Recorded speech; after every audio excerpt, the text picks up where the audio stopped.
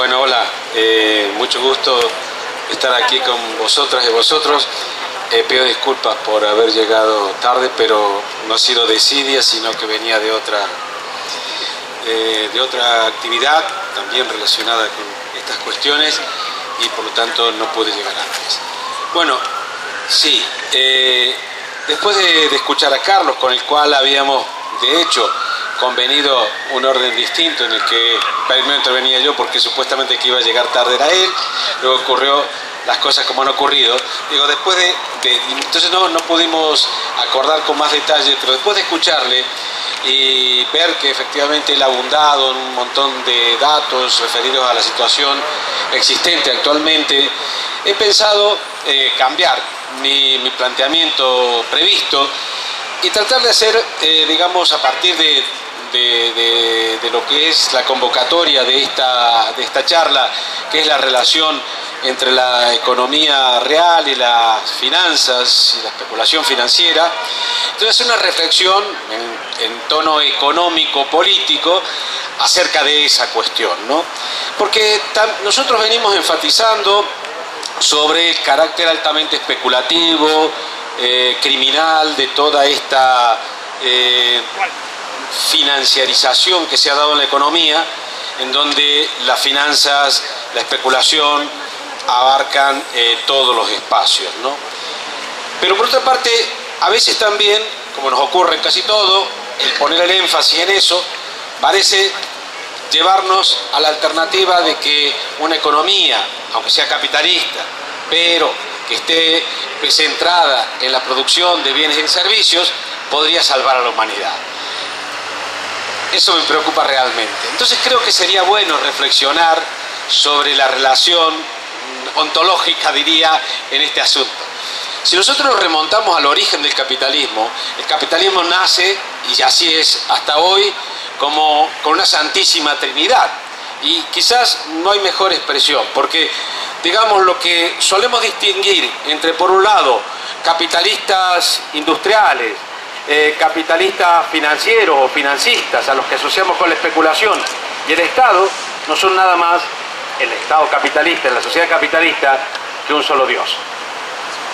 En este sentido, por lo tanto, creo que es conveniente recuperar un poco esa relación para verla a la luz de lo que ahora ocurre y de dónde también tenemos que pensar que podemos encontrar salidas. Porque hay quienes quizás seguramente piensen que volcando los recursos financieros a la actividad económica, a la actividad productiva, se va a resolver el problema. Bueno, este es un movimiento amplio y plural y por lo tanto tenemos libertad absoluta para pensar y crearnos nuestras propias expectativas. Ahora bien, tenemos también la libertad individual de expresar cada uno nuestros puntos de vista y personalmente creo que eso en sí mismo no es en absoluto la solución como la historia lo demuestra. Si nosotros vemos cómo se gestó, cómo se inició el capitalismo, se inició efectivamente en donde la separación entre Estado, capital, digamos, productivo y capital bancario no existía. Incluso eran prácticamente una misma cosa. Esto remontándonos a los siglos XIV, XV. Pero si todavía nos situamos en el siglo XVI o en el XVII, donde proliferan las primeras grandes empresas, la primera sociedad anónima es una de las famosas compañías indias orientales, que son muchas de varios países, y que precisamente, por ejemplo, la compañía de indias orientales holandesa, de hecho fue gestada del Estado buscando la fusión de capitalistas comerciales con capitalistas financistas, y todos juntos se pusieron de acuerdo no solo para ganar dinero colonizando, sino saqueando, matando, provocando genocidios, que es una característica de nuevo esencial, inseparable de este sistema en que vivimos. Por lo tanto, la cuestión, decía, se remonta a orígenes muy remotos, pero no ha parado hasta ahora. Lo que ocurre es que se va adaptando.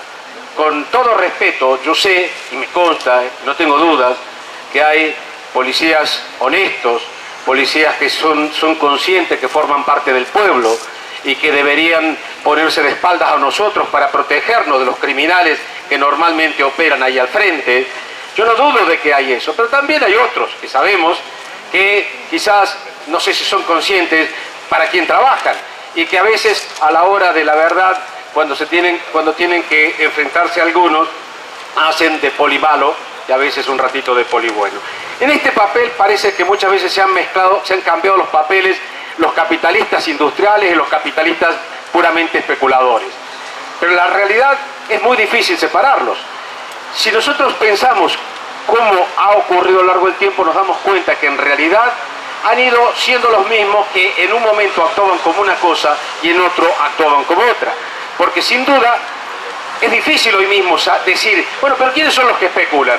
Bueno, podríamos pensar, bueno, los especuladores son George Soros, etcétera. No, los especuladores son también la General Motors, la General Electric, las grandes corporaciones que supuestamente son corporaciones productivas. De hecho, han creado divisiones financieras que han estado participando en la especulación, igual que los banqueros, igual que cualquier especulador dedicado específicamente a especular. En realidad, como decía, en cada momento los capitalistas han elegido de qué manera se enriquecen a costa del hambre y de la, digamos, de la pobreza del resto de la sociedad. Porque, digamos, cuando el capitalismo se hace un poco mayor, decimos, es decir, deja su carácter primero nacional, esto lo podemos decir siglo XVIII, XIX, y empiezan a crearse las grandes corporaciones transnacionales que comienzan a salir al exterior, se da una fusión tremenda entre capitales industriales y capitales bancarios. De hecho, muchos bancos en el siglo XIX, en la segunda mitad, compran o participan abiertamente en empresas industriales. Es lo que el señor Hilferding a principios del siglo XX denominó capital financiero. Por eso cuando hablamos de capital financiero tenemos que pensar exclusivamente en los banqueros. Tenemos que pensar en los banqueros fusionados con los grandes capitales industriales. Bueno, de hecho, decía, en aquel periodo de finales del siglo XIX, comienzos del siglo XX, el capitalismo también vive un proceso de auge de las finanzas. Por un lado, hay grandes inversiones en el extranjero a partir de las grandes corporaciones transnacionales y también hay un gran despliegue de préstamos en todo el mundo, de la banca a nivel mundial, y es una primera globalización. Si es que no hubo otras antes, que las hubo, pero no eran capitalistas. En esa primera globalización, como sabemos, los derechos laborales, las condiciones laborales eran terribles.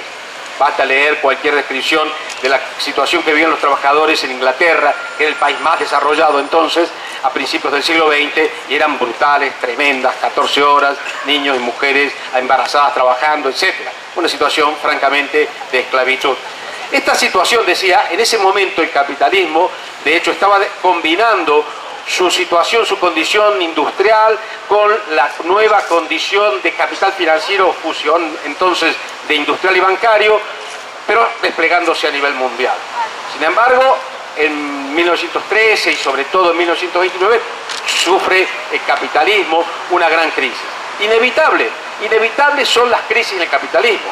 Por eso hay que tener cuidado de señalar exclusivamente como responsables de la crisis actual a los especuladores, a los banqueros. No, aunque no existieran, en el capitalismo siempre habrá crisis. Sencillamente porque esto se va a producir por la contradicción que hay entre que cada vez los salarios buscan ser los más bajos posibles para que los beneficios sean más altos. Por lo tanto, hay demasiado dinero del lado de los capitalistas que ya llega un momento que no tienen compradores suficientes, o mejor dicho, compradores solventes, porque los salarios son tan bajos que no pueden seguir comprando la producción que es cada vez mayor.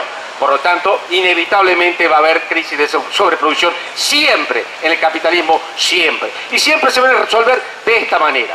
Y en muchos casos se van a resolver de esta manera, desde el punto de vista del ajuste, pero también desde el punto de vista del terrorismo, de la violencia. Porque la crisis del 30 se saldó precisamente con dos vías, con dos caminos de superación. Por un lado, el fascismo. El fascismo fue, según Nikos Poulantzas, la respuesta del gran capital a la crisis para recuperar sus beneficios. De hecho, lo consiguieron. De hecho, la aplicación del fascismo a escala global, bueno, o relativamente global, les permitió recuperar los beneficios en muy poco tiempo. No hay